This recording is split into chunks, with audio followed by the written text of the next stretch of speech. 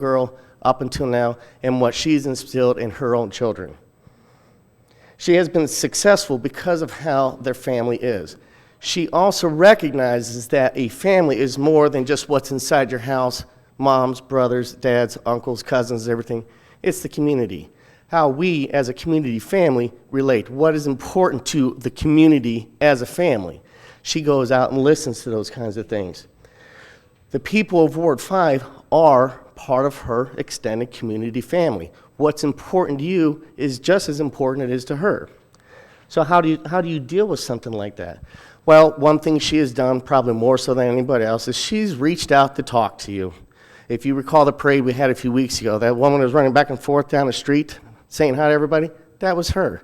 She has gone door to door, asking you, what do you think? How do you feel? What do you like? What don't you like? What do you want to see improved? What do you want to see get rid of? What needs to stay the same because it's working just fine? She spent countless hours going and talking to hundreds of people all the time because she wants to understand where her community family is in relationship to what she believes a family should be and how we can bring that together to make the ward and the city run that much more effectively.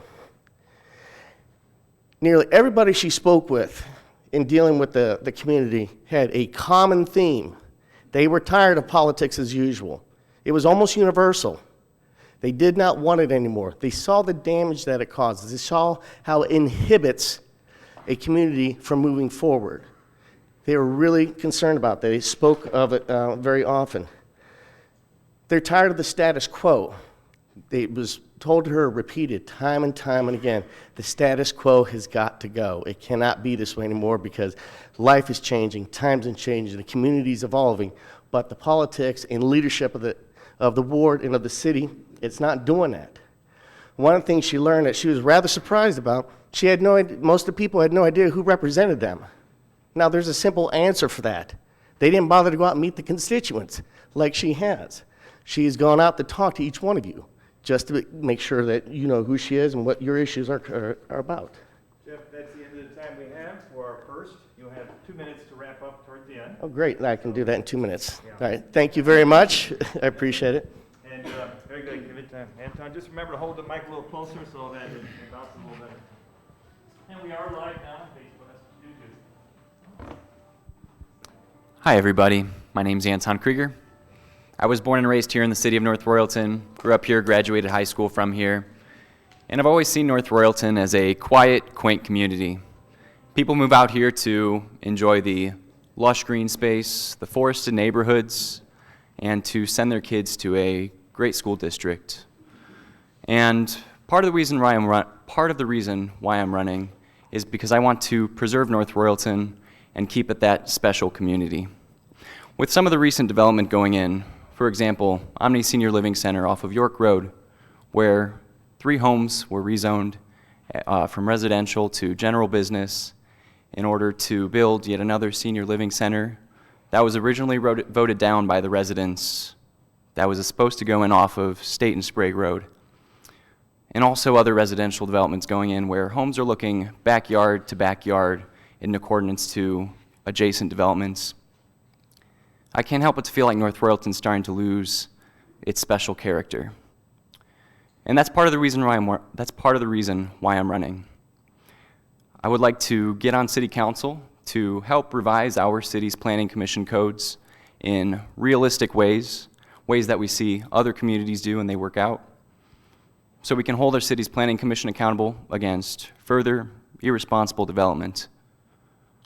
I would like to also see North Royalton develop economically, in addition to preserving the privacy and the green space here in North Royalton. I'd like to see empty strip malls filled out, like Timber Ridge Plaza, but also other strip malls off of Ridge, State Road, empty storefronts. They should be filled out. I don't like seeing the blight in our city. I'd like to see an upscale community and something that represents North Royalton as a city. We should be filling out our empty storefronts, creating a business-centered tax base that alleviates the tax burden from the residents. We should be, outside of the vision for my city, outside of filling out empty strip malls and making sure that we're being fiscally responsible. I can brag that I'm the only candidate supported by 2/3 of the current sitting council.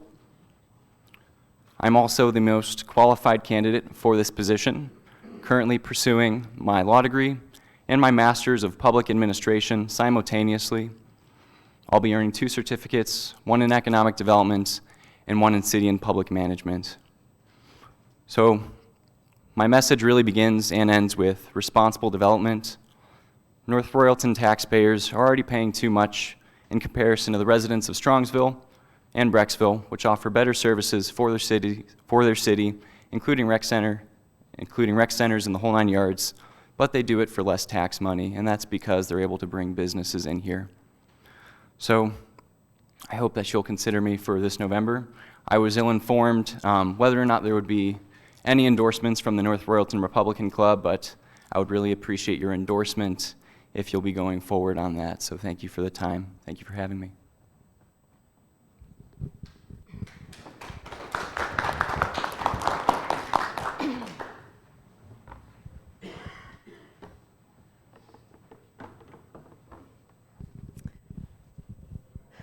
Hi, I'm Jessica Fenos. I am also running for Ward 1 Council.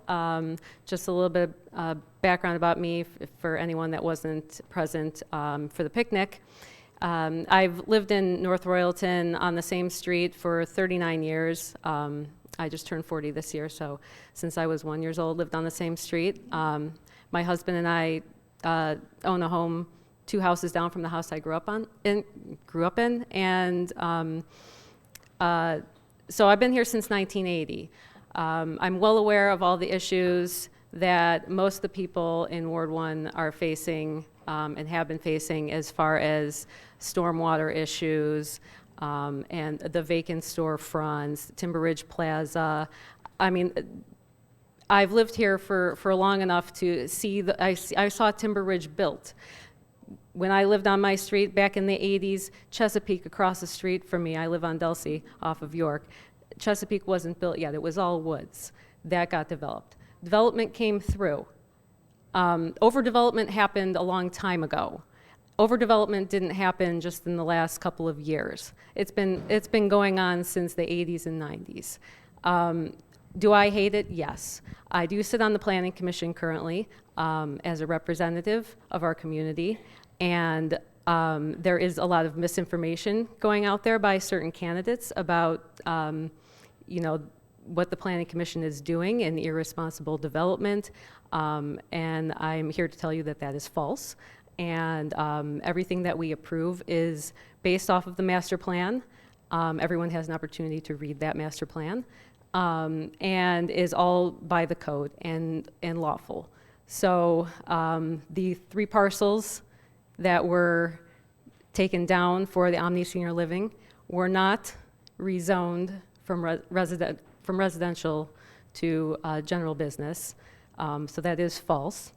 And there was a small parcel that was rezoned residential just to sort of square off the property, but that is not true. So there is a lot of misinformation going around. I assume that it's being used in order to fulfill somebody's political gain and to make their opponent look like they're not doing the right thing. So I encourage you all to really look into what is being said about the Planning Commission.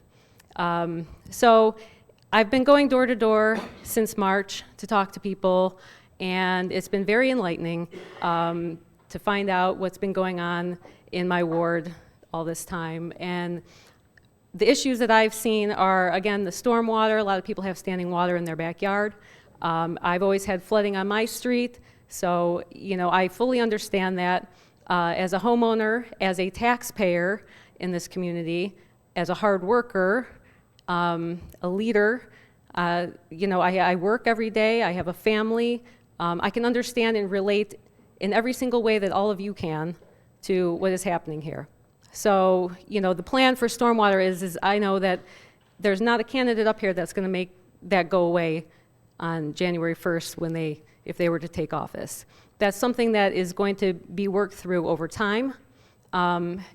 as a Ward 1 resident who has had flooding happen on her street her whole life, I want that to go away as well. And, you know, the city has already been working on that. It's a long-term solution. It's a long-term plan.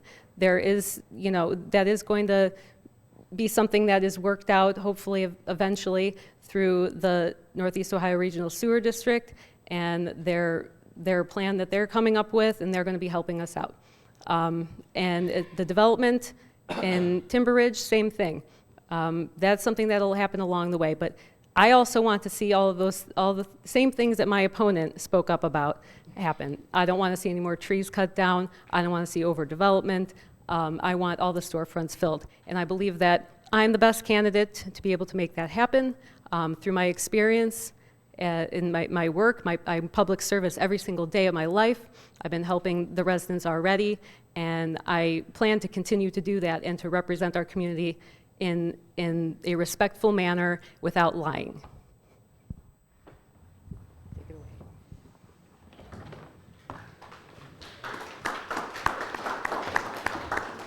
away. Good evening. My name is Vincent Wiemer. I'm running for City Council for Ward 5. I'm grateful I was able to rearrange my schedule to be out here with you guys tonight. You guys are a great group of people. I wasn't sure if we'd have 5 or if we'd have 20, and we have a pretty nice group, so that's great. A couple of things about me. I have been a part of the Ward 5 family here in North Royalton for over 16 years now. In addition to that, I have been a youth pastor in Cuyahoga County for 15 plus years. And so I know what family looks like. I know what it's like to pour into and invest in others. And I've learned a lot of skills in that time of doing that, that have allowed me to learn how to listen and to listen well. I exercised that ability to listen most recently when I chaired our facilities, our community engagement task force for the school facilities, in which we spent over a year and a half engaging with you, the residents, to determine what it was that the community would support for us to address our school's issues. I actually worked on that committee with John Cole. John Cole was part of our team as well, and he can attest to this too, that we listened to a lot of different viewpoints, a lot of different ideas, and we worked very hard to try to find a plan and an idea that tried to bring the most of those that we could together into a cohesive plan. So my goal for being a councilman for Ward 5 is to make sure that, number one, I'm listening to our residents. I will agree with my opponent that our residents for a while now have not had a council person that was really listening to them and engaging them and wanting to reach out. I have spent, since I decided to run in June, I have spent countless hours as well going door to door in North Royalton, and I will complete that here probably in the next week or so, of going to every door in North Royalton Ward 5 and talking to every resident. Now, unlike my opponent, I have heard, obviously, there are people that have some concerns and have issues that we need to address. But mostly what I've heard from our residents in Ward 5 is that, for the most part, they enjoy the community. They enjoy living in Ward 5. They enjoy living in North Royalton. They value our Metro Park system. They value the spaces that we have for our families to grow up. They value the quiet environment that a lot of our communities bring in Ward 5. Are there areas that we can grow and change? Absolutely. Can we help with our tax base by bringing in responsible business to help lower the cost to our taxpayers? Absolutely, we can. There are lots of different things that we can do to move forward. But beyond all that, we don't get there if we don't listen as a community, if we don't find ways to come together as a community. And so one of the ways that I've focused on doing that already even is from the very beginning when I started running, I put together a newsletter to our community, and it's available to anybody. You can go out onto my website at vincentwiemer.com, and you can sign up for it there. I have flyers on the back table with information on it, but essentially since July, I've been putting out a monthly newsletter to the community, letting them know in Ward 5 what's happening at City Council, what type of events are happening around the area, and then just some other helpful information. One of the things I've been doing is putting some local businesses in there as well. So the September one that's going to come out here probably tonight or tomorrow has Nico's in it, as well as Dino's, which are two businesses here in North Royalton. So I've been trying to support our local businesses as well in doing that. So I would be honored if you live in Ward 5 for you to vote for me, and I would be honored for you to ask me any questions that you have. Feel free to give me a call, shoot me an email. I'm always available, always willing to come out and have a conversation and listen to you to serve you the best I can.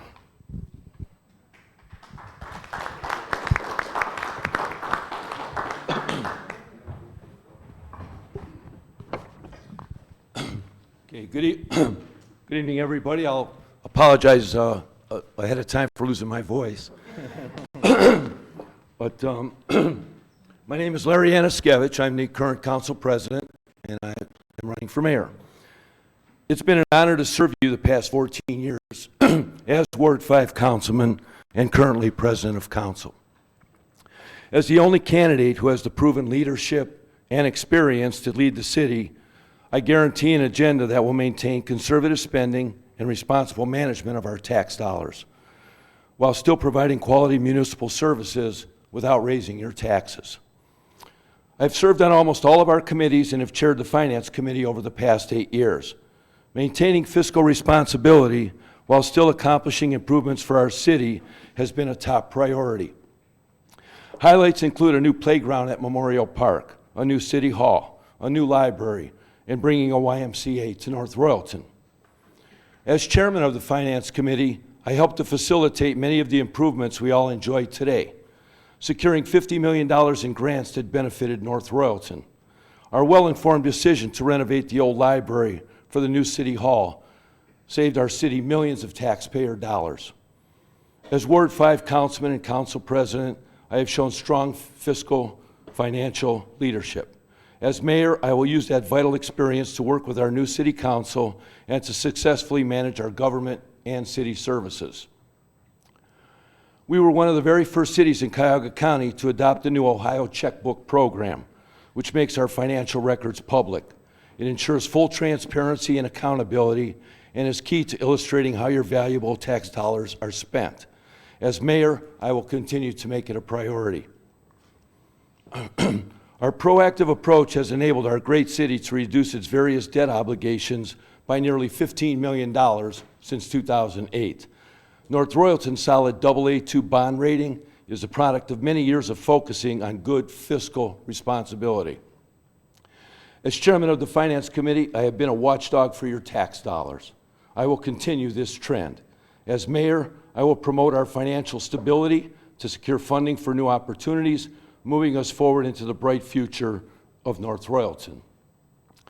I will continue to address the future growth and challenges before our city by maintaining fiscal responsibility, which includes investigating all possible solutions and applying for all available grants and funding for needed projects. I will expand our focus on infrastructure and stormwater improvements, continue to preserve green space, and explore future connectivity opportunities.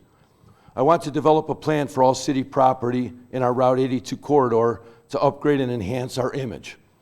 Continuing to work with our schools is also important, since strong schools help to build a strong community and foster economic development. I also would like to work more closely with our businesses and start a city-sponsored Shop North Royalton program to enhance awareness of what our city has to offer and support our local business owners. One of the other things I found out as I've walked and knocked on many, many doors is that many people in the city enjoy the new green space up at where the old city hall was. I know at one point we talked about putting a structure there, but it seems like more and more people really appreciate how open it is, and it also leads us to a lot of good opportunities when we have our city functions. With that in mind, and after hearing that from many, many people, I actually looked into and have found that through the Cuyahoga Arts and Culture, and also with the help of Musicians Local 1, there are many available grants that I can pursue in 2020 that would allow us to put some type of entertainment structure, which I would like to put over at Memorial Park on the island there where the lake is. And one of the reasons I say there is we've had great success with our movie in the park that we've tried there. People seem to really enjoy the setting, and we have plenty of parking. It's vitally important to have a mayor. I got one more statement. It is vitally important to have a mayor that understands that operation and procedures of the city and can guide our new city council to make their decisions based on what is best for North Royalton. I have the experience and leadership to do just that and move us forward in a positive direction. Thank you.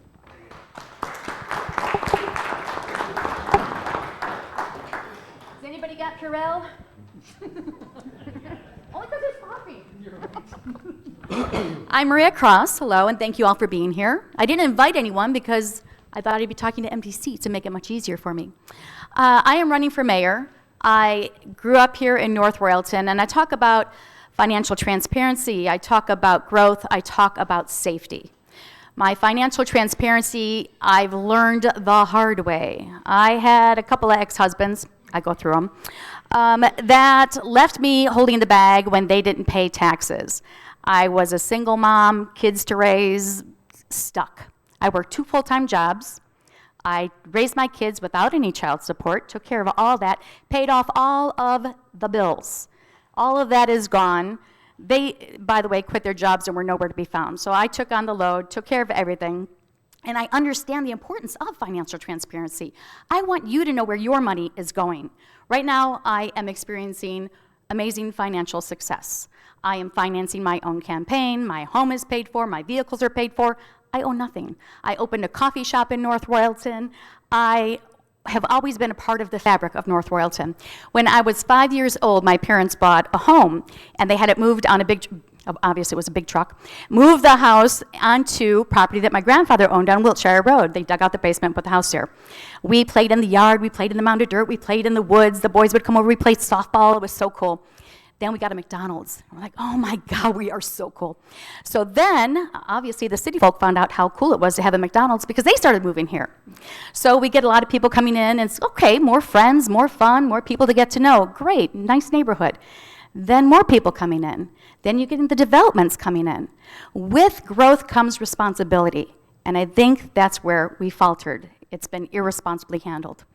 The wet basements. How many people have had the flooding problems? I mentioned this on June 28th, that I would like to put a moratorium on building housing developments. You can't change the integrity of the landscape and not expect that water to be redirected. It's going to go somewhere. You figure that out before you throw up another housing development. We've got to take care of the residents that are here now, the residents that have been here, the residents who have made their home here for 10, 20, 30, 40, 50 years. My mother is still over on Wiltshire Road, 51 years now. Boy, I'm old. But yeah, been there for a long time, and we need to take care of them. Speaking of my mother, senior citizen, there's a lot of people right now who are senior citizens, low income.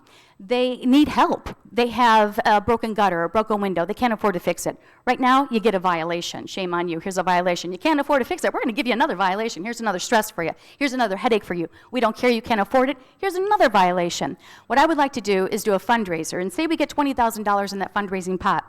Now, the council people would be responsible for their wards. Mrs. Jones, why can't you fix your gutter? Fill out this statement. Tell us what's going on. Why can't you do this? She fills that out. Mr. Johnson, why can't you fix your window? Explains to us that. They fill that out. How many people can we help with that $20,000? No, you don't pay us back. We need to help the residents. Get back to the community. Back to growing up here in North Royalton. My dad was chief horticulturist with the city of Cleveland, and he would take care of all the neighbors' trees. One time he had a little brush fire going, and the lawn caught fire. And the neighbors from across, the Grimmets come over, the Visors come over, the Cibullas come over with their towels and blankets, and they put out the fire. We had cows, and the cow got away. The neighbors were all chasing the cow. An hour later, Mrs. Moorhead calls up, Angelo, I think I have your cow on my front porch. It's kind of what I want to get back to, the community, the friendship, that everybody knows one another, everyone wants to help one another. Safety is a big issue. By my house on Akins and Ridge, it's such a horrific intersection. Always accidents. I call my dad, accident, 4 in one day. About a month ago, there was an accident, and the boy's car flipped on the side. I ran out. I thought it was my son. He had just left. I hear young voices. Landscapers pulled them out of the top of the truck, give me a first aid kit. Thank God they were okay. The boy cut his hand and his elbow, and they didn't cry because they're friends. They're 16, and they wanted to act tough. And he's like, my hand. I said, no, you're okay. You're going to need stitches. You're okay. Elbow's a mess. I want to make those intersections safe. I can't see someone die. I'm by the school. There's a lot of children driving to school and from school, and we need to make sure that these intersections are safe for the residents, the kids, their families. Thank you.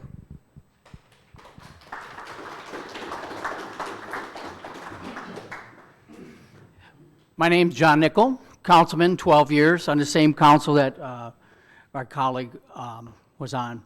I'm running for mayor because I believe I am the best qualified candidate. I bring a education from University of Akron, and I'm IT coordinator for North Royalton Schools. That means I have to keep running over 5,000 computers for all them kids getting on the internet, their Chromebooks and everything else, and I support the teachers with that. What that means is I'm used to service and used to working with a lot of different people, a lot of different personalities. I'm good at listening because I got to solve problems on computers. Sometimes I don't know the answers. But other reasons I'm running, I have a pamphlet that I handed out to you. So these are already our issues and visions. So if you look on here, I already have things that I think everyone's starting to say. We're a growing community. Our last census says we're at 33,600. Probably by the next census, we'll probably be by 35,000. We're building 40 homes a year. Hopefully we're going to control that growth because we have different zoning, like on that side of the city on 82, you have a little bigger lot, makes for less homes. So that's how we're controlling some of the growth. Stormwater management. I got involved in this position because I live in Ward 1 on Hawley Drive. And in 04 and 05, we got some big floods, that 100-year flood that comes every year now, right? We can't stop every flood, not saying that. I would be lying if I told you that just to get your vote. I live on Hawley and Gregory, where before we did stormwater mitigation, these people, including myself, I would get a couple inches in my basement because I had a sump pump that couldn't hold back the water that was coming. People on Gregory, in the low spot, they would get feet in their basement. I was an advocate. I got out. I knew how some of this stuff worked. My friend was in politics. When I was in college, I kind of learned some of the ropes. Come to the city meetings. Come up to city council when Mayor Lux was here. And maybe some of you were there when there were 400 people in City Hall saying, we've got to do something. And we did. As a result of me being vocal and level-headed and getting people together, I was made chairman of the Flood Oversight Committee. And because of that committee, we were able, it's a tax, we passed the tax to help raise $5 million to do several projects that have significantly impacted constant flooding that we have, such as Pamela Drive, Chesapeake, Cedarwood Basin. In this last 6-inch flood we had in that corner of North Royalton, I had 60, 70 calls, and I try to answer every one of them. Why am I passionate? Because I don't want a 90-year-old woman calling me like I do have calling me, saying, Mr. Nickell, help me. Send service people. I have a foot of water in my basement. I'm a widow. Who can help me? I can't take a bucket there and empty it, but I can listen to her and be compassionate with her, give her some advice on, can you call somebody? She had a caretaker. Call the caretaker. They got on ServPro. I followed up on her later. ServPro was taking care of that. So I look at a lot of these issues and say, we can do better. We're a growing community. She talked about safety. We need to do better on our intersections. We don't have a long-range plan to address some of these, such as Albion and Ridge and York and Albion. We have so many intersections. There are only 2 lanes. They don't even have a green arrow. We can do better as a city. We can budget. Nobody's saying spend, spend, spend. We have a budget. Budgets are up. How would I pay for intersections? I want to expand some of your intersections. We can do a 3-5-year plan. We're getting you're all paying a 10 cents tax on your gas. We're getting about $350,000 back per year to the city. I want to take that revenue stream, make that's the revenue stream to pay for a bond issue, to pay for these intersections. Are they expensive? Sure they are. They'll be $2 million, $2.5 million. Royalwood will probably be $2.5, $3 million because we're going to have to acquire property. But they're not safe. It's beyond congestion. And the last thing, Maria talked about, I'm a member of Royal Redeemer Church, and we have a men's ministry that does repair. So we actually have something at Royal Redeemer we can reach out and parlay on her idea, where we go and we build wheelchair ramps, we've repaired roofs, windows, another thing. So for me, that's my service club. We go around, we've built wheelchair ramps as local as here in Parma or even in Caldwell, Ohio. I've even traveled to the Dominican Republic where we built houses, and that has opened my eyes on a whole bunch of other things and different opportunities. My name is John Nickell, candidate for mayor of North Royalton. I hope you vote for me. Thank you.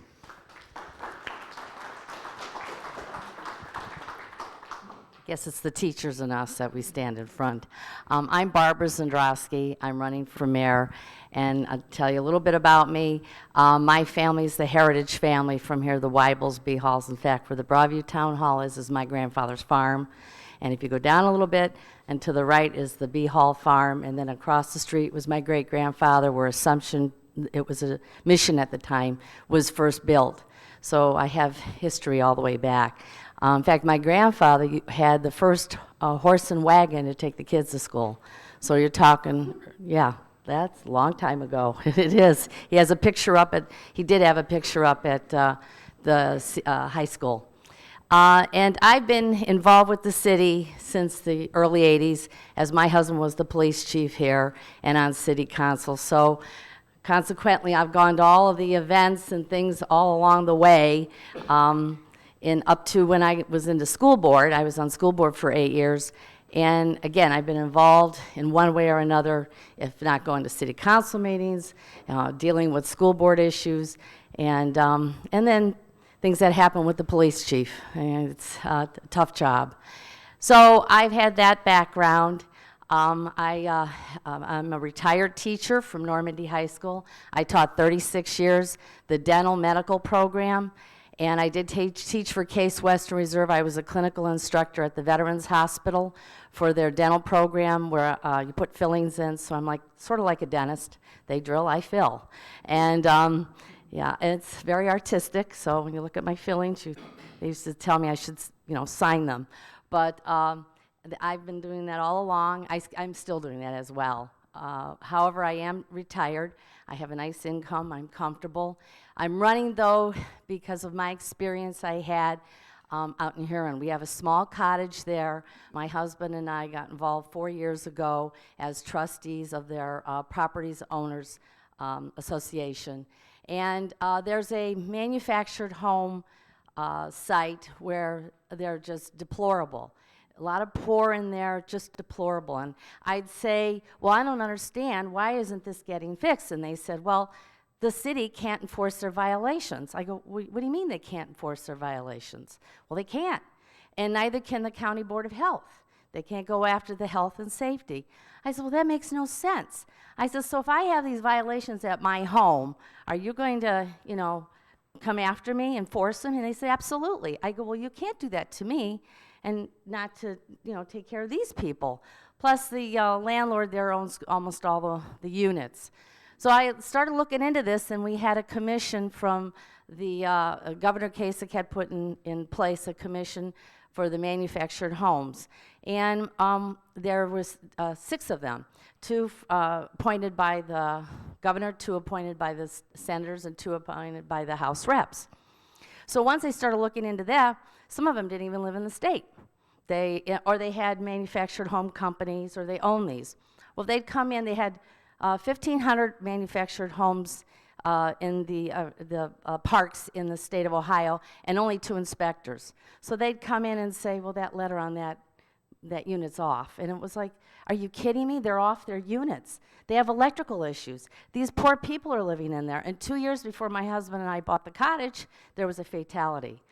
So I went to the Cuyahoga County Coroner. I went to the County Board of Health there. And I went to House Rep Steve Arndt. I went to the city manager. I started collecting all the information. I sent everything down to the state. I sent it to Nan Baker, Mike Davila, Tom Patton, again, Steve Arndt, Matt Dolan. I worked with all of them. The commission is gone. It's now decommissioned, and it's in the hands of the Department of Commerce. And I worked with city manager Andy White and a councilman out in Huron, and it was an eye-opener to see the caliber of person I was working with, the difference of a person that has an education, an MBA or finance, or they can have engineering. They can have multiple degrees, but it was an eye-opener. So I am running because I want to take the mayor's position, reduce it and cut it down to where I'm making either 10 or 15,000, and that money that the mayor's making now would go towards the city manager. And they do wear multiple hats, so they can do other things. The one thing about having a city manager, and the last thing, is the stability of your employees. You get to keep them. They don't move when the mayors move. Thank you. Barb Zindroski for mayor. Okay, very good. We are 35 minutes into this, and 5 minutes of my intro and talking, so 40 minutes of our time. That leaves a 2-minute wrap-up. We should start at 10 after or so. So that leaves about half hour for your questions. And the idea here is that now you've heard the platforms, now you've heard some of their positions. Now discuss with them some of the maybe aspects that they're not thinking about, some of the things that are in your mind, and you know the history of North Royalton really well. So I've only been here since 2010, so this is all new to me. But this is a chance for you to talk even amongst yourselves. So you don't necessarily have to, you can just talk about a piece of history or something that you think is relevant for North Royalton. So I could give the mic to whomever could answer your question. Go ahead. And who you want to direct it to anyone, or? Can I just ask it? Yeah, go ahead. Okay, well, the question is to actually all of the mayoral candidates. And if I can read my own writing here, I'll give you. Oh, wait a minute. If you're gonna read from that, I better bring the mic in here a little bit.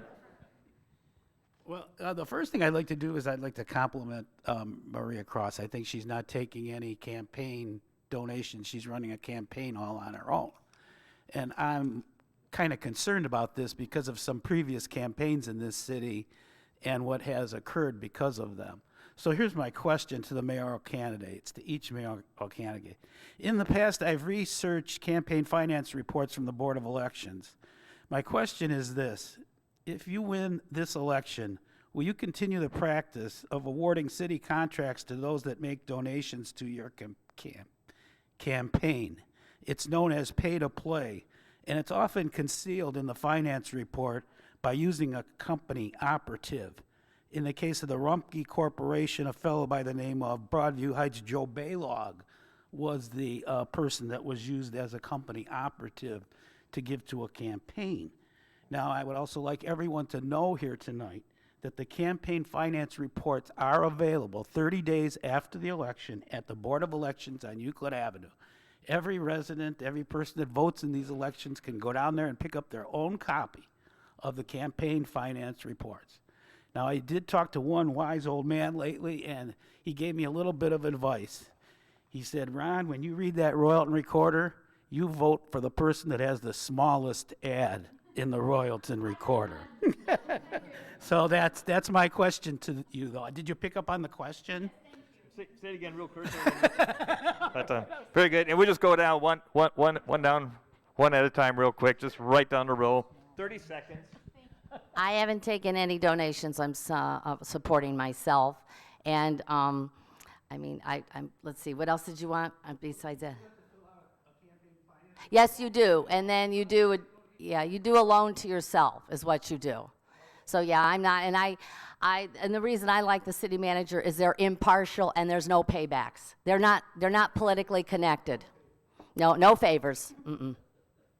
Most of my donations are from just regular people like you, less than $250. I seed money my own campaign with about $3,000 to get started. And of course I can always use more, but I don't have these big companies and other places that I'm going to be beholden to. Sure, it'd be good, the more money you can do more things, but, and then you don't even have to go downtown, just go to Board of Election online. You can download by, just look up Nickell or whoever, and you can download the reports. Thank you, and thank you for the compliment. The reason I don't take any money or contributions is exactly what you stated. I don't want to be perceived that I did anyone a favor. If you are going to be working with the city, it's because you are the best to come on board with us and to do anything for us. It's not going to be, oh, well, they donated to her campaign. No, you didn't. You got the job because you are the best, and I want to be absolutely open with that. if you look at my website, mariaecrossformayor.com, you'll see I tell you everything except my weight. I will tell you everything. I don't care. I have nothing to hide. You know, I've gone through many obstacles, but I feel there's a strength in that, and I appreciate that. And I have amazing children because of everything that I've gone through.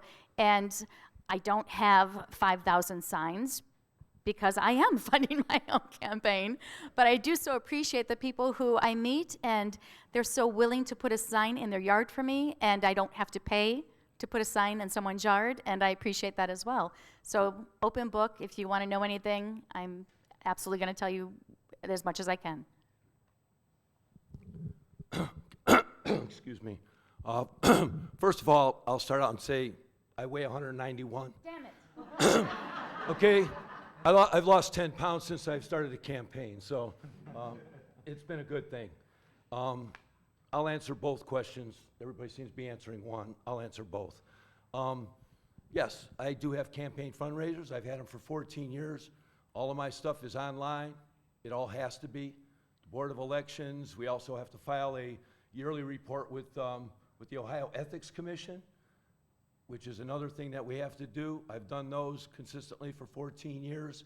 I assume I'm the one that has the 5,000 signs. It's really not 5,000. It just looks like it because I get a lot of phone calls that people want my signs. What am I supposed to do? And on the other end, the question that talks about bidding and everything, we have a procedure put in place at City Hall. Okay, when we bid projects and everything, there's a procedure. It's all legal. It's above board. We generally give the bid to the lowest and best bid. It doesn't matter about campaign contributions or anything else because that procedure is in place. Okay, so you know, to answer your question about the good old boy or anything else, those procedures are in place so that everything is done upfront, fair, and with my 14 years, I guess I would ask anybody, let me know what I've done wrong, because it's all been above board. We've saved tremendous amount of money. We were $2 million on a carryover last year. So I think we've done very, very well over the last 14 years, and I want to maintain that and keep that. You want the council people, or I think he was just asking the mayors.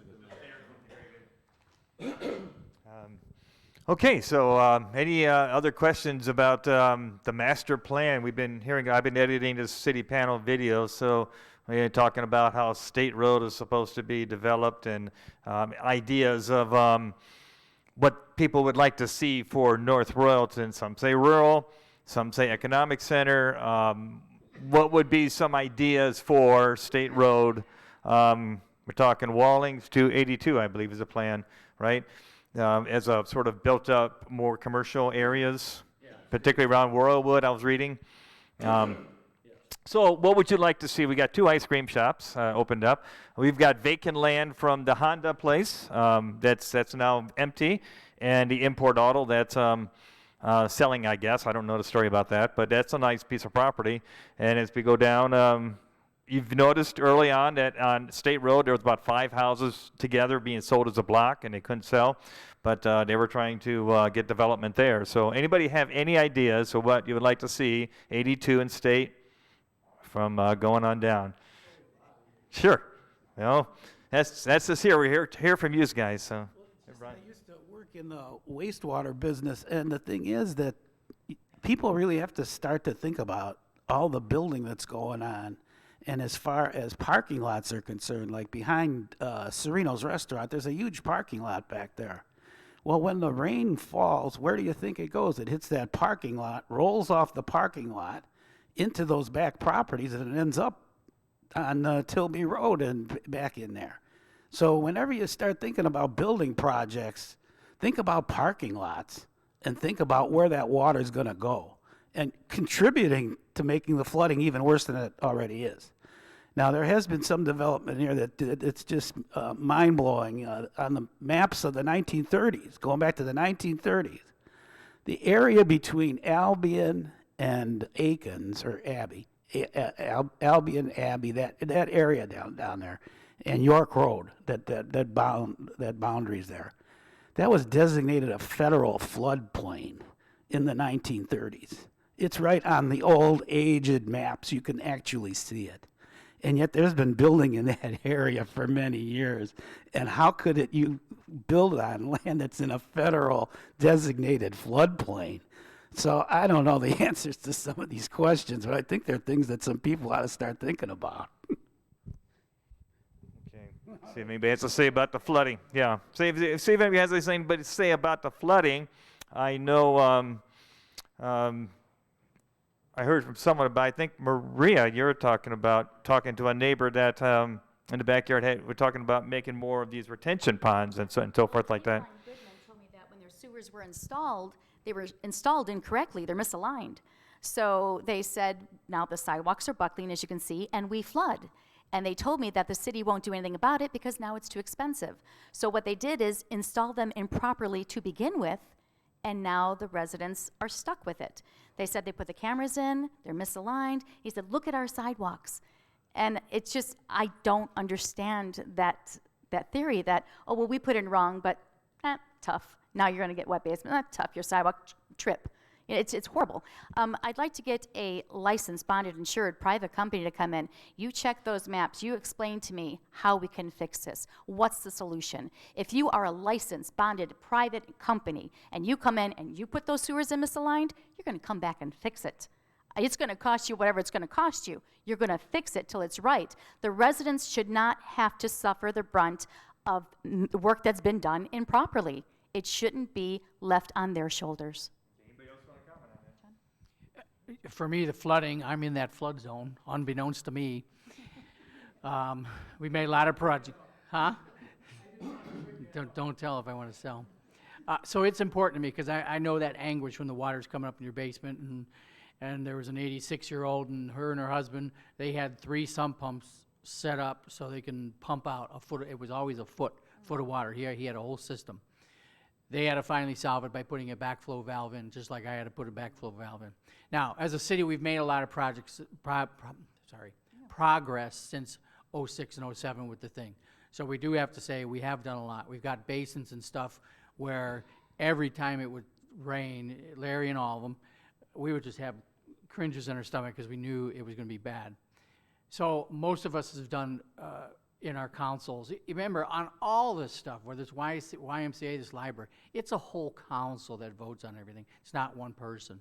One person can't do it. So you take all these ideas, you bring them together, and we make these projects. Now, I think we've kind of slacked off and we've kind of gotten a little, lackadaisical. And we're not doing as good as we were. We were pretty good for many years. We had a stormwater crew that would go out in the creeks and put in some gabion baskets. You can't do them everywhere. We have to follow laws. We have to be within budgets. But there are some areas that I think as a city, we have a right or an obligation, as I say, to fix this. One example is on Thornton Avenue. You know where the Oak Ridge Pool is? There's about 8 feet of dirt between the creek and the deck of that pool, and it's going to take 1 to 2 more big floods, and with that's a community asset. So many people go to swim lessons there. Before we had the Y, and it's still going. It's going to take 1 or 2 floods, and that's wiped out. I think the city has an obligation to fix that, and we haven't.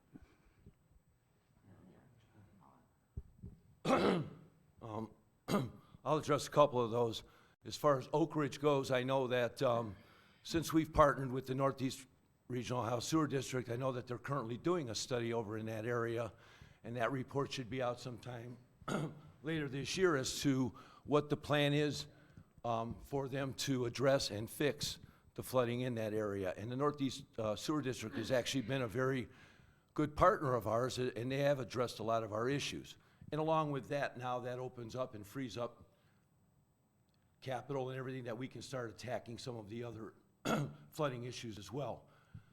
And Mr. Nickell, as far as the property you talked about on Abbey Road, the new Meadowview Estates, just so you know, yes, it's flooded for forever over there. But again, when a developer comes in, they already had all their permits that were signed off by the Ohio EPA and the conservation. You know, they already had the governmental agencies that have signed off on those, that they mitigated those areas and everything else. So when they come with a plan to the city, okay, and they have all of their paperwork in place, and the government agencies have signed off and said, you can do this, okay, it puts us in a position, okay, that we have to look at it. Now, what we did, if I guess I'm the only one probably here that knows about it, is once we did this, and once we went through it, the original plan only had a couple of retention basins. As part of Planning Commission, we told them they had to expand that. They expanded it to 4 retention basins. They also fixed the culvert over there. So a lot of times when people say you can't develop or you can't, you have to remember, people have property rights, and if they fall within a certain zoning, they follow the code, the ordinances, they have a right to develop. What we can do as a Planning Commission, though, is we can set a lot of those guidelines up, and that's something that we've been very aggressive doing in the years that I've been on Planning Commission. Let's pass it down here in front of council people that would like to comment on it. Anybody from the council?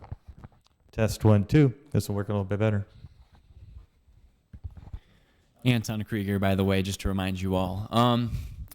So what I've seen the Planning Commission do is they have been very aggressive with keeping out certain businesses like the Dollar Tree. They did the right thing by making sure that certain standards had to be met, creating a peaked roof, things of that nature to make sure that those developers don't come in. I think we should be very stringent with other types of businesses that will be harmful. We don't have to be selective with these types of businesses. We should just be stringent just like other communities are. We see other communities like Olmsted Falls and Bentleyville have private guidelines and zoning codes, planning commission codes. Other businesses should follow those too. We shouldn't just be selective on certain businesses like Dollar Tree just because people make a stink. We should also be enforcing those when other businesses come in as well. That's all I have to say about that. Vince Wiemer, Ward 5 again. In Ward 5, we actually have a project that a lot of our residents aren't happy with right now, to be quite honest. Up at Bennett's Corners, we have a property that was sold to the community as it was going to be one thing, and it hasn't materialized into that. And there are a multitude of reasons why it hasn't materialized into what it should have been. But the reality is it sits as it does today, vacant and growing weeds, and all the trees were cut down. And I share and grieve with my community members that I would rather us have not cut those trees down. The reality, though, as a council person and as somebody sitting on Planning Commission too, is that, as Larry said, you want to protect our community, and that is something that I want to do all the time. If I can protect our community, I'm going to do it. But there are also laws, and some of those laws we don't have control of. Sometimes the state sets those laws, or the federal government sets those laws. And I think you guys would all agree you don't want a council member that's going to try to circumvent the laws of the land. We have to play within the same set of rules as everybody else does. But my commitment to Ward 5 and to the community as a whole is if I'm on city council, I'm going to make sure that we're doing everything we can to strengthen our zoning laws, strengthen our master plan, strengthen the way that our community looks and feels, and make sure that we're holding to the values that has made North Royalton a great community, and to do that within the law. Get to you, Barb. I got 3 more questions out there, and what I want to do is go down to 1 minute wrap-ups if we could and get more, because I see 3 more questions out there, so I think that's what's important, so you have a shorter time to wrap up. But let's keep it to about a minute. If you can respond, Barb. What do you want me to just wrap up or respond to? About the issue that we're almost talking about. Okay, well, I am a member of Oak Ridge. I've been since the early 80s. And yeah, it is a problem down there. It's always been a problem. But the flooding and everything's been going on for years and years and years. And maybe it's time for the change that I'm speaking about to bring in somebody that, a city manager who has an engineering degree, who has the degrees and has the experience, because they're coming from other cities that they've already done this. Oh, I'm sorry. And so you have an experienced person who's already dealt with these kinds of things. I had a panel here 2 weeks ago of 5 city managers and 2 mayors. However, the Chardon mayor couldn't make it. They came from Mentor and Hudson and Huron and Norwalk and Norton. And I mean, they were fabulous. And they explained how they have all of this experience. They're CEOs. They run your city. They look into these issues. They are focused in on residents. They don't have any other focus because they're not involved in politics. It is a one-way track. And in where our cottage is at, he made millions the last 2 years by bringing in 2 fabulous, clean industries that we could have had here. All it was land. And we have it. The city has it. And we're losing this, and that money could be restructured into taking care of these issues, and we're just not doing it. And that's why I'm trying to get people to understand the significance of having a person who's already had all this experience. We hire them, they're underneath our authority. If they don't come through with the job, you get somebody that suits the business. And so I just think it's a wonderful way to go when you can address it to these people, and they also know how to get grants like I've never seen before. It's astounding to hear what they're able to do. So you have all this flooding that's been going on for years and years and years and years, and it's still going on. Maybe it's time for a change to try a different avenue to get these things fixed with a person who's had a lot of experience in fixing them. Thank you. Okay, that's enough about the flooding. That's enough about the flooding, I think. Let's talk about. Let's take some questions. I want to get to Mayor Stefanik here before we lose the entire night here. So let's get our mayor in and see what he has to say. Thank you. Just wanted to set the record straight on a couple items. The Northeast Ohio Regional Sewer District, they've taken over 23 miles of waterways in North Royalton, which includes most of Oak Ridge, and they currently are taking down 2 homes that are causing issues down there, and we've applied for funding for 10 more houses to come down where the pinch points are in Oak Ridge. We'll find out in February if we get that money, but we did make the second round as far as trying to get that grant money. And also the Dollar Tree, there is no selective zoning codes. The codes are the codes. They speak for themselves. Just because it's a Dollar Tree, it could be a check cashing store, it could be a doctor's office. They have to fit the zoning. And what Planning Commission did is we made it very difficult for Dollar Tree to put their prototype building up. We didn't want that in that area of the city. We wanted a brick building that fit the aesthetics of the area. And that's why Dollar Tree decided to walk away from us.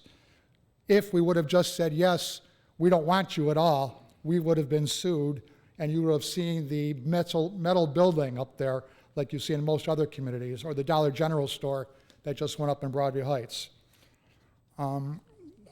Maria Cross, I know I've talked to you before. You probably don't remember, but you had some stormwater issues in your house back in 2013. And you wrote us a very nice email about how the city came out there. And you said, I'll quote from the email, "They were wonderful. They checked out our sump pump and the grade, and they have recommended that we hire a plumber to adhere to a fixture to our system in order to properly direct the flow of water.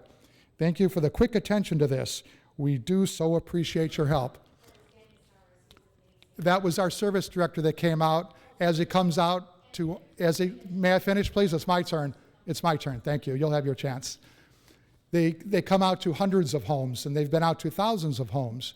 I remember when this group took over, Larry Antoskeiwicz, John Nickell, we would have 800 and 900 homes that would flood in a 2 to 3 inch downpour.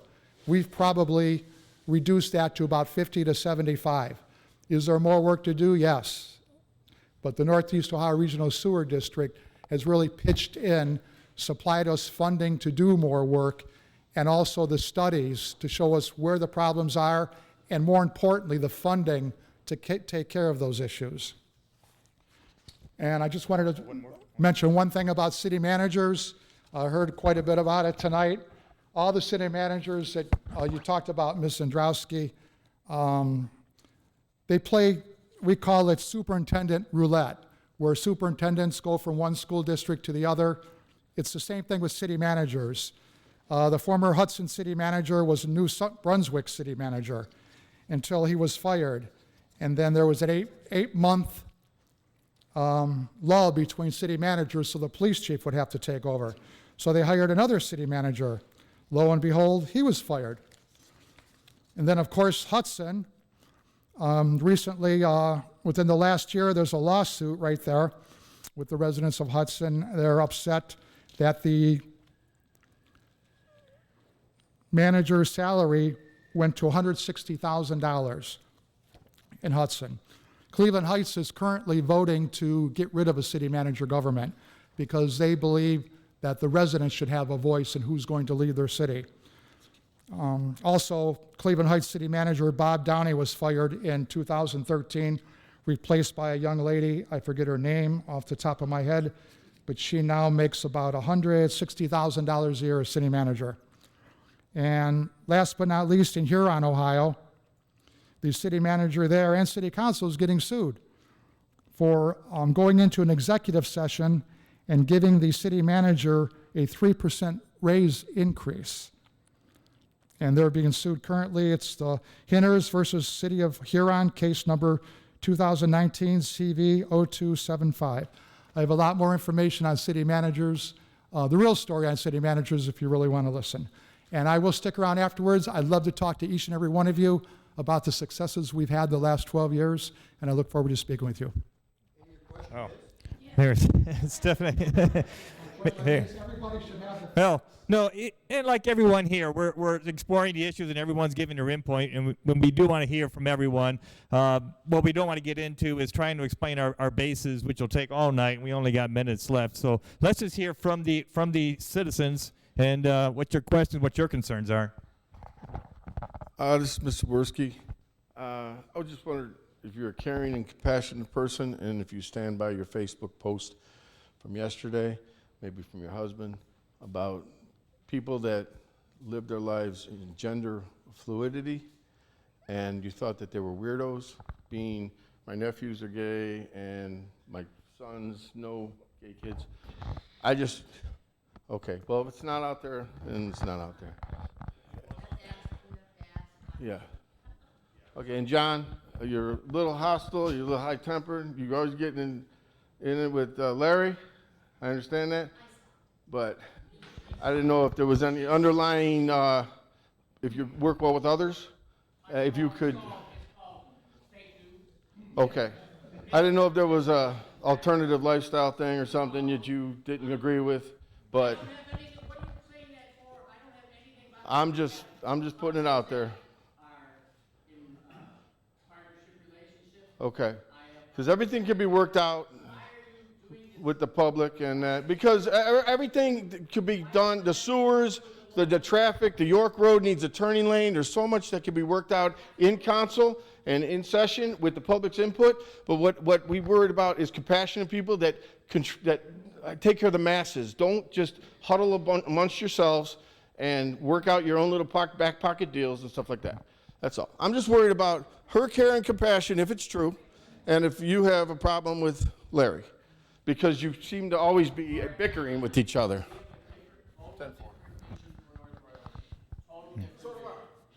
Oh, well, this is great. This is what we want to hear a little bit about, what's on the minds a little bit. But we want to move on to more questions. I know we got more questions out there. We'll come back to it a little bit. Let's hear one more question. And we got one more there. Can I just ask a question about the, not to put down the commercial building in North Royalton, but to get back to the housing developments? Is there nothing in either the Planning Commission codes or the master plan that says that the developer has to have green space for housing developments now? I mean, with all the problems with the water, if these builders and developers would leave green space and leave some of those trees, why can't we dictate that as a city? Yeah, I thought about this. Why can't they, if you do have someone who wants to come in and put in housing development? Okay, we can't, they won't let us, although Kathy likes exited in 2006, there was a 4-month moratorium on building housing developments. Now, if they're going to fight you on that, say the developer has 25 acres. Instead of selling those acres for $60,000, why not sell them for $70,000? Take that extra money, because we're going to make you pay a couple $100,000 into figuring out the sewers, into figuring out how that water is going to be redirected. And when you're changing, I said, the integrity of the landscape, we cannot be affected. You cannot affect, you've been here 10 years, 15 years, 20 years. Why should you be affected because a developer is going to make millions of dollars putting in a new development? What I would like to do is do away with the Planning Commission. Get a Planning Commissioner. Planning Commissioner comes to us with those ideas, the council and the mayor. We bring in 3 residents from each ward. 3 residents from each ward, the city council, the mayor. You have a better representation of what the city wants, rather than a Planning Commission saying, this is what we need to do. We need to involve the residents. One person would not be making the decision. You would have 18 people, because you have 3 people from each ward. It's math. It's more people than one. Larry, you want to jump in real quick, and then Barbara. All right. Well, when I'm right. Right now, the way our codes are, okay, there's nothing as far as residential development that talks about how much green space there can or can't be. And as we all know, most developers want to make as much money as they want to. Actually, on the commercial end and the industrial end, we do have more say. And actually, the Omni that was proposed was going to be 75% green space. People didn't want that. You know, so a lot of your other development like that, especially like I say with the industrial, there's more buffers and everything. There's 50-foot buffers, 100-foot buffers and all of that. But with residential, there isn't. All there are 10-foot. 10-foot property line setbacks. That's pretty much it. Well, it can be. It can be. The next time the master plan is looked at, which is going to be very soon, that is something that would have to be changed, okay, and addressed in the master plan. But as of right now, there is nothing that allows for a developer to come in and have to have so much green space. Like I say, we're yes, and again, the next time we have the master plan in the master plan committee, you know, and then you have to remember one thing, and I think people need to look at that. Everybody here votes on that master plan. It was voted on by the people and passed by the residents of North Royalton. Now, we can sit here and say maybe people didn't pay as much attention to it as they should have, but the current plan that we have was passed and voted on by all the residents of the city. Let's see if Barbara and John Nickell have any more to say about this real quick. Just keep it quick. I'd just like to address the 2 things on the floor. First of all, yes, I do want to be mayor. Mayor is a figurehead when a city manager comes in. Secondly, more than 50% of this of Ohio actually are city managers. The southern part of Ohio, Dayton, Cincinnati, they're all city managers. We are unique here in Northeast Ohio. They don't really want that. It's a way to get out of the politics. And there's no payback. When they hire the best. And the gentleman that I had here and the lady from Hudson, they weren't transferred from one to the other. Not at all. I don't know where that came from. But green space now. You want to contract that? well, I didn't want you to address that. I know. As for green space, sure we need that, absolutely. And the other thing is the water retention. We need that in the areas where they're going to want to develop so this flooding ends. The only thing is we have to slow the growth down with that. We need to increase industrial and commercial. And down in our industrial park, I understand there's an issue with connecting to the sewer, the cost, and then they have to have a water retention plan. Maybe it's time we do abatement. So we have, a tax abatement, that's what I want to say. So we can bring industries in here and relieve them and get the income tax in to start taking care of all of this. We're not doing that. So that's why, I know you made the comment, city managers are experienced. You want to bring them in, they're assistant city managers. They come in, they already know how to do this. They come in, and the one thing I really like is they keep The employees, the city employees. It's not counterproductive where a new mayor comes in and you start shifting everybody and starting from scratch. That doesn't happen because the city managers hire and fire and they handle everything, and council handles policy and legislation along with the mayor. Okay, Barb, let's hear from John about green space.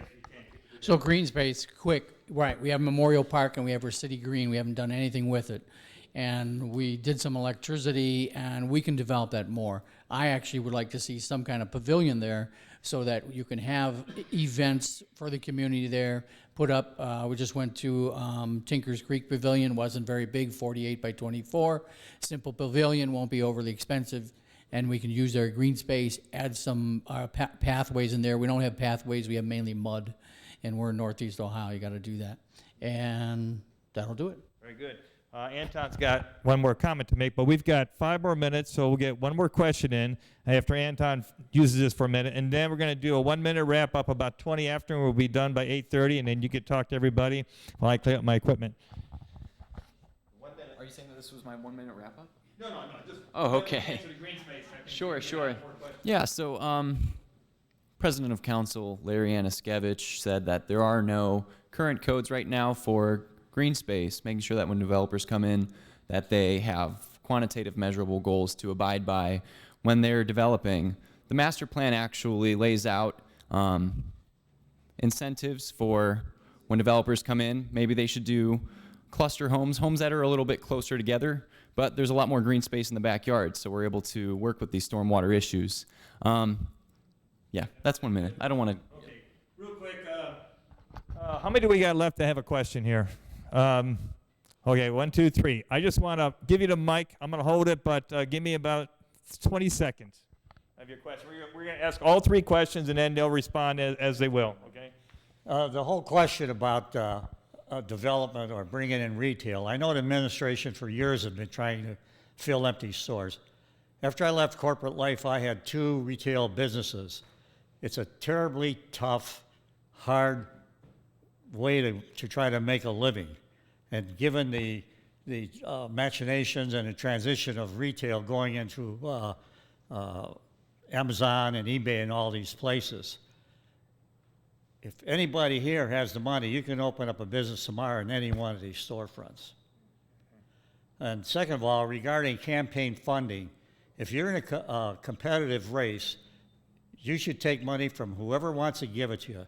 There's nothing dirty about taking it from an entrepreneur, a person, a company, or whatever, as long as it's within the legal limits. Okay, very good. We got 2 more, I believe. Who else had a question here? Okay, go ahead and just... With all this mention about flooding, on State Road, why are we only putting in 24-inch pipes?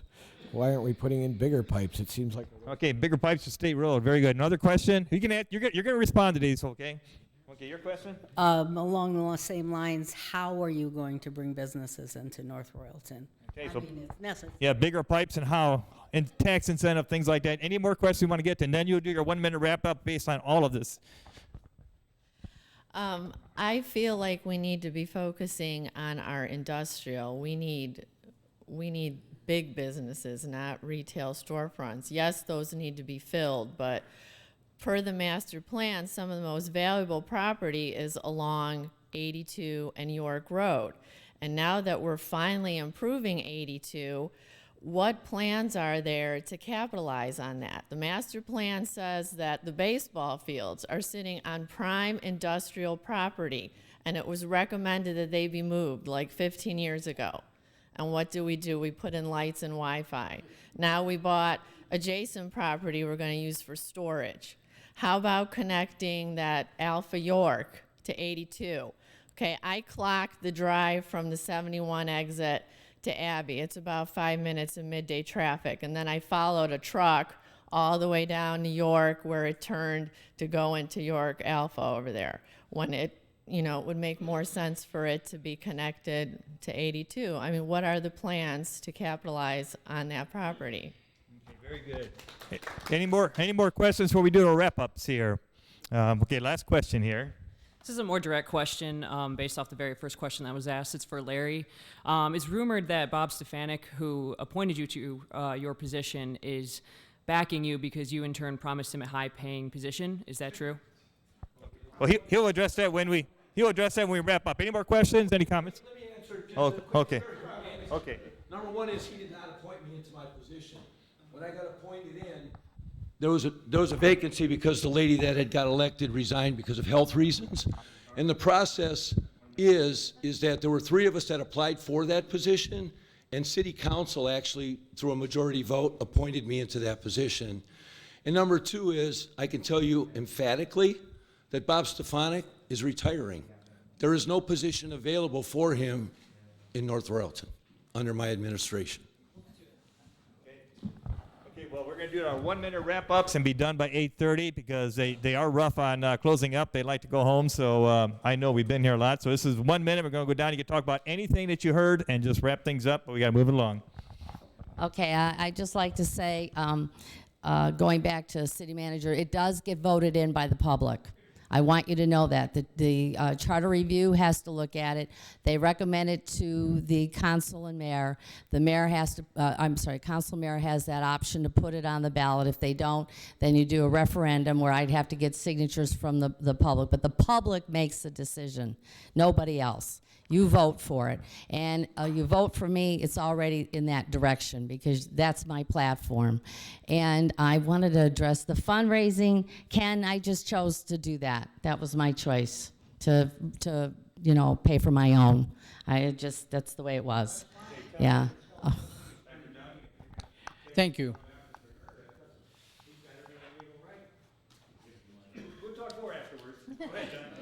Thank you very much. John Nickell. My issues and visions is we want to focus on safe roads and intersections. We're a growing community.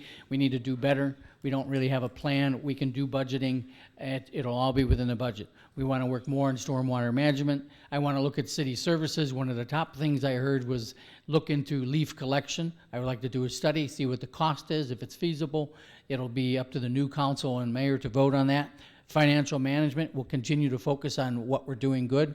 We're doing good. We have carryover. It takes a whole city council to do that. Finally, we want to promote North Royalton, enhance our city center.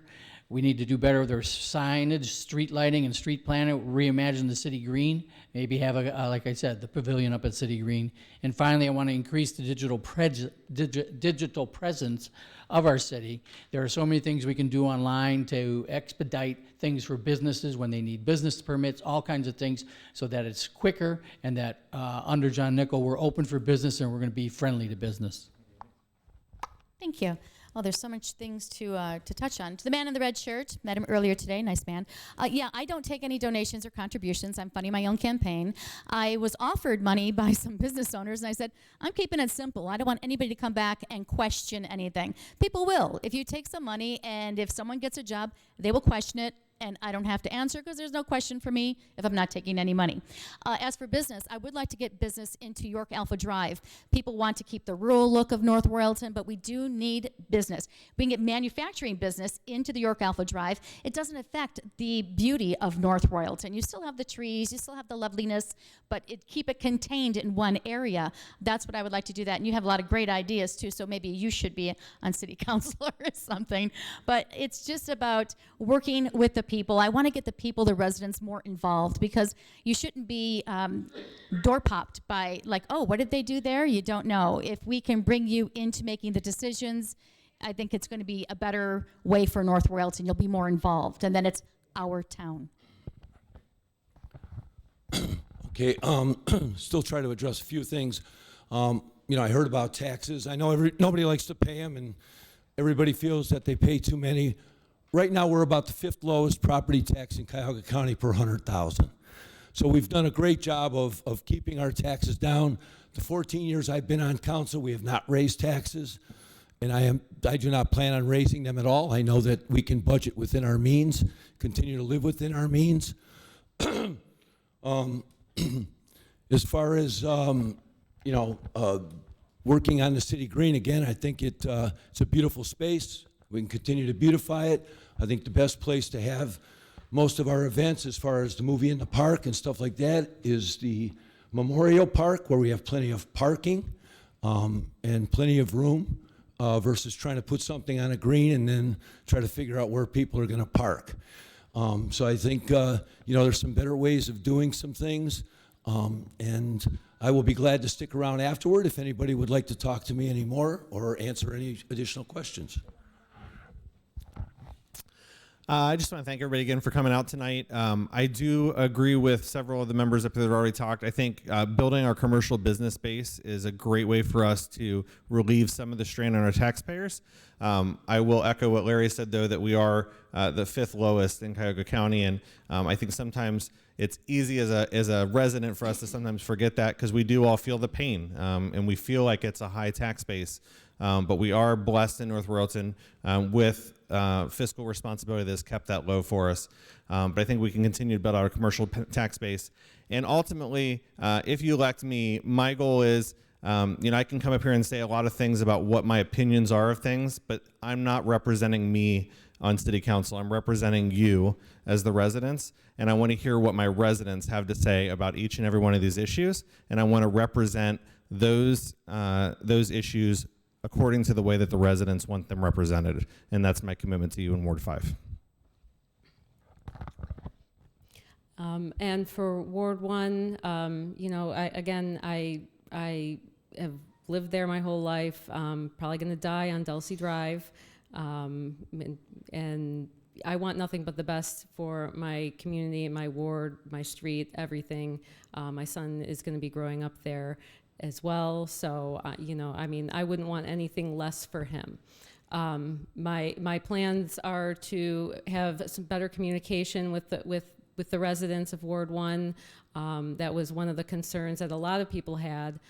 So I'd like to work on that a little bit more for the residents, so that they do have a bigger voice in the community and at council. And as far as the flooding goes, I think that leaving that to the experts that are already working on that, it's a long-term problem with a long-term solution, and I think that if we let it play out the right way, that we will have all of the answers that we need to solve it correctly, rather than just band-aiding everything because we want a quick fix because we're sick of the flooding. Economic development, Timber Ridge, I think, I know we don't like the Omni Senior Living Center, but I think that between that coming in and, the expansion of Sprague Road coming soon, maybe that's what we need over there to spur somebody's interest into coming into Timber Ridge Plaza and filling that space there. So, maybe it's not, but that's what I'm hoping for, so. Anton Krieger, just to remind you all again. It's out there. I've been talking to residents. What the residents want is they want a private community. They want their strip malls filled out. I want to update our city's planning commission codes in realistic ways. I want to see the master plan carried through. As far as industrial parkway goes, if it's zoned industrial parkway, we should definitely be advocating for getting those filled out. Why aren't the sewer pipes bigger?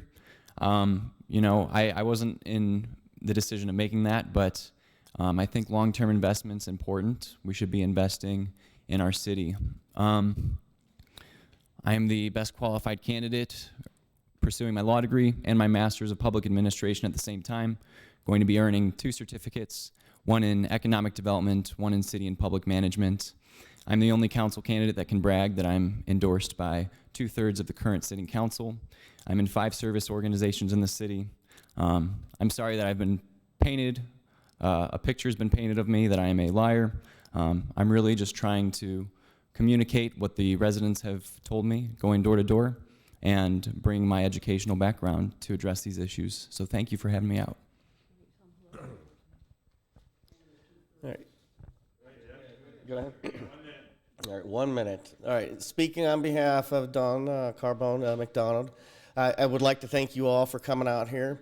As a veteran of 3 different wars, a disabled veteran, and a nuclear engineer in the military, I understand very well the details and effort it takes to make an effective program run.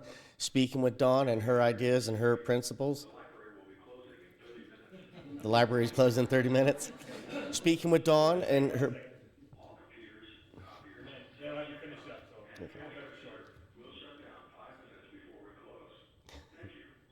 All right. Speaking with Dawn about the details and everything, there's clearly a lot of infrastructure issues that have been going around for decades. They are attributed to a number of different things: federal government, lack of foresight, the lack of planning, infrastructure. Let's build more houses and build more business, and we'll worry about the infrastructure later. A lot of those issues have come to roost right there, and there's a lot of time and a lot of effort and a lot of detail that I know that she will bring to you, representing you in the ward. Because it is that important to her. You are part of her family. She is part of your family in Ward 5. Thank you. I just have two things I want to say. One is I like how Anton was talking about 5 different service organizations. Remember, all of these people up here have put their time into North Royalton in various clubs and service clubs, and the only thing that way it keeps it going is you people out here. I mean, from the Rotary clubs, from the JCs, I think the Kiwanis just closed up. Holiday lighting just went down. If you want to get involved in small ways, this city will run on your efforts doing the small things that make it great. So don't sit back. Get involved. These are just the government and things, but there's plenty of other things to do. Last question I want to ask, is does anybody have a meet and greet? This is great to have so many here, but I know that some are planning their own smaller meet and greets. Does anybody have anything coming up? Just go ahead and announce your meet and greets. We can do this again, but on the spot. Yeah, I'll be having a couple meet and greets, but for sure I've already scheduled one on October 9th. The King family that lives down at the corner of Edgerton and Valley Parkway, right there by the horse corral, has opened up their property for me. So October 9th, we're going to be having a meet and greet down there. There'll be lemonade, some light hors d'oeuvres or snacks and things like that. Just an opportunity for you to come down and meet me and talk to me a little bit more. So there'll be information coming on Facebook about that. Anybody else? Anybody else have anything scheduled? Planning works? I don't have anything scheduled, but I've got enough information out there. I'm easy to get a hold of. That phone number you see on all my materials, my cell phone, which I keep right here, so I can always get your phone calls. And you can either email me or call me, and I'll be more than happy to speak with you at any time. Okay, anything else planned? Anybody else got anything? Okay, well, very good. I thank you all for coming tonight, and I thank you for sitting for the entire hour and a half.